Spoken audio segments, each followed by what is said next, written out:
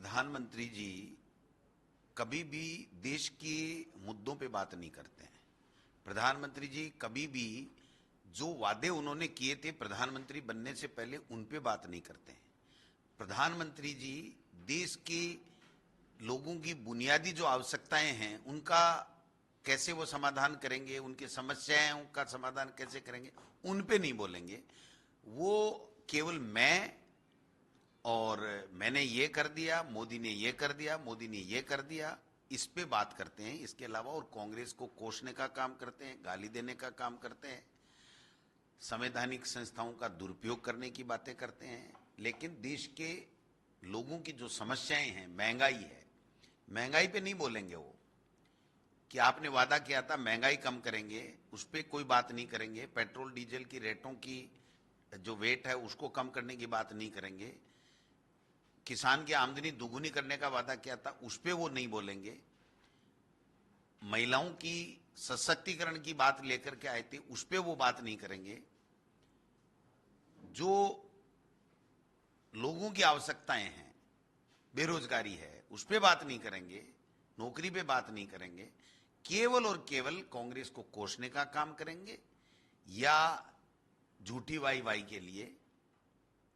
अब आप बताइए कि जिस प्रकार से जो भी काम हमारे समय में, कांग्रेस के समय में, अन्य सरकारों के समय में हुए, उसकी उनके योगदान की कोई बात नहीं करेंगे और केवल अपनी बातें करेंगे।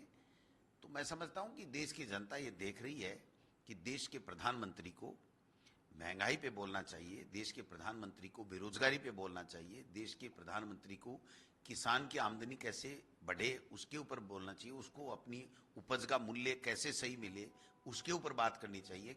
देश के प्रधानमंत्री को चाइना ने कब्जा कर लिया उसके ऊपर बात करनी चाहिए। आज जो हमारे आसपास में जितने भी देश हैं वो सब के सब हमारे खिलाफ हैं, तो अपनी विदेश नीति के बारे में चर्चा करनी चाहिए। देश में आज जो सांप्रदायिक ताकतें हावी हो रही हैं उसके ऊपर वो बात नहीं करेंगे। देश को बांटने की बातें चल रही हैं, देश में जिस प्रकार का वातावरण नफरत का फैला हुआ है उसको कैसे मोहब्बत में तब्दील किया जाए उसके ऊपर वो बात नहीं करेंगे, मुद्दों की बात नहीं करेंगे। आज बताइए कि विशेष सत्र बुलाया, कोई मुद्दा नहीं बता पा रहे हैं। सर्वदलीय बैठक बुलाते, चर्चा करते, बात करते। अब 9 साल पूरे हो गए, 9.5 साल हो गए, 10वां साल है, अभी दोबारा चुनाव हैं, लेकिन चुनावी रैलियां कर रहे हैं, 5-6 दफा यहाँ आ गए, फिर कह रहे हैं 25 तारीख को आ रहे हैं। तो आप बताइए कि देश का प्रधानमंत्री आए और अपने पिछले चुनाव के समय जयपुर और अजमेर में ईआरसीपी को राष्ट्रीय परियोजना देंगे ये कह के जाए, और वो व्यक्ति आज देश का प्रधानमंत्री और जल संसाधन मंत्री हमारे यहाँ का, और फिर उसकी बात नहीं करे।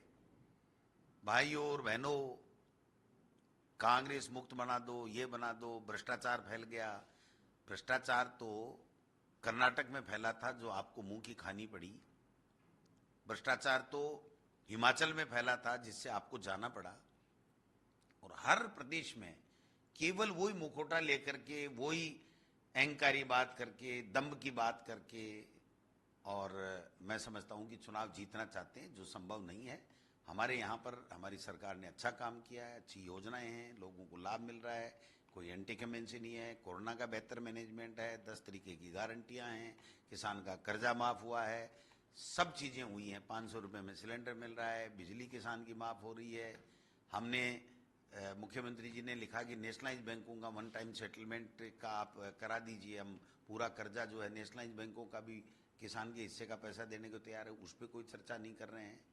मैं समझता हूं कि देश के प्रधानमंत्री को जो भी मुख्यमंत्री जी के द्वारा चिट्ठी लिखी, एक का ही जवाब नहीं देना। आप बताइए, ये संवैधानिक जो सिस्टम बना हुआ है उसको पालना नहीं करना, मुख्यमंत्री जी को बोलने का अवसर नहीं देना, मतलब ये सब चीजें अच्छी नहीं हो रही हैं। डोटासरा जी, नए कांग्रेस भवन का शिलान्यास का कार्यक्रम आप रख रहे हैं, जी। राहुल गांधी जी भी इसमें संभवतः देखिए, हाँ जी, राहुल गांधी जी और खड़गे साहब दोनों को हमने आग्रह किया है।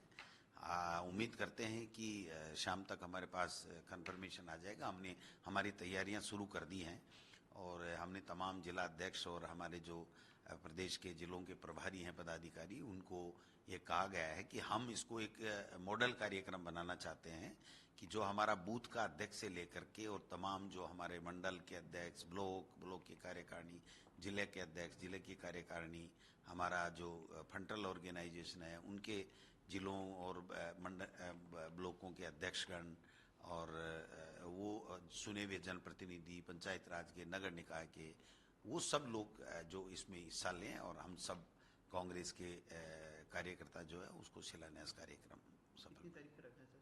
ये 23 तारीख का टेंटेटिव है। आप एक यात्रा भी शुरू करने वाले हैं ERC नए कांग्रेस भवन का शिलान्यास का कार्यक्रम आप रख रहे हैं। जी। राहुल गांधी जी भी इसमें संभवतः देखिए, हाँ जी, राहुल गांधी जी और खड़गे साहब दोनों को हमने आग्रह किया है। उम्मीद करते हैं कि शाम तक हमारे पास कंफर्मेशन आ जाएगा। हमने हमारी तैयारियां शुरू कर दी हैं और हमने तमाम जिला अध्यक्ष और हमारे जो प्रदेश के जिलों के प्रभारी हैं, पदाधिकारी, उनको ये कहा गया है कि हम इसको एक मॉडल कार्यक्रम बनाना चाहते हैं कि जो हमारा बूथ का अध्यक्ष से लेकर के और तमाम जो हमारे मंडल के अध्यक्ष, ब्लॉक की कार्यकारिणी, जिले के अध्यक्ष, जिले की कार्यकारिणी, हमारा जो फ्रंटल ऑर्गेनाइजेशन है उनके जिलों और ब्लॉकों के अध्यक्षगण और वो चुने हुए जनप्रतिनिधि, पंचायत राज के, नगर निकाय के, वो सब लोग जो इसमें हिस्सा लें और हम सब कांग्रेस के कार्यकर्ता जो है उसको शिलान्यास कार्यक्रम कितनी तारीख का रखा है सर? ये 23 तारीख का टेंटेटिव है।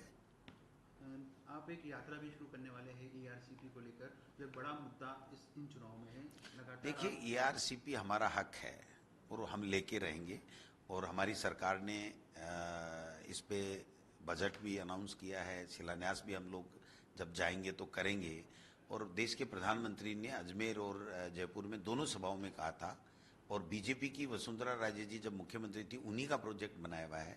आज जल संसाधन मंत्री गजेंद्र सिंह जी हैं, फिर भी वो लोग बाग इसको आगे नहीं बढ़ा रहे हैं, न देश का प्रधानमंत्री किसी बात का जवाब दे रहा है। तो मैं समझता हूं कि वो वसुंधरा जी की और अपनी अनबन के चक्कर में ये क्यों नुकसान करना चाहते हैं प्रदेश के लोगों का, क्यों पैसे रखना चाहते हैं, ये समझ से परे। अध्यक्ष जी, क्योंकि चुनाव में पार्टी ने तय करा था कि सितंबर के एंड तक या फिर अक्टूबर के पहले वीक में आप प्रत्याशियों की जो पहली सूची वो जारी कर देंगे।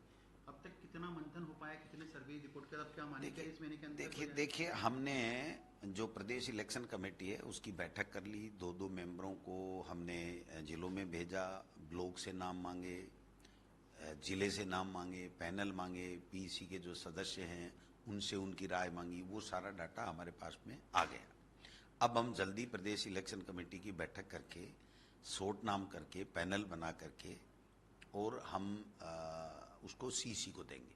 और पैरेलल में CEC भी गोगई साहब जो है वो दोनों मेंबर साहिबान नेताओं से मिल रहे हैं, राय जान रहे हैं, फीडबैक ले रहे हैं, हारे हुए कैंडिडेट से बात कर रहे हैं, जीते हुए से बात कर रहे हैं, वरिष्ठ नेताओं से बात कर रहे हैं, ब्लॉक अध्यक्षों से बात कर रहे हैं, संगठन के लोगों से बात कर रहे हैं।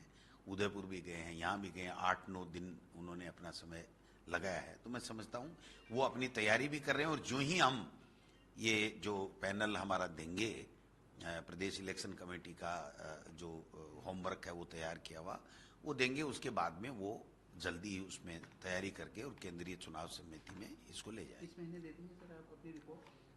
हाँ, कोशिश कर रहे हैं।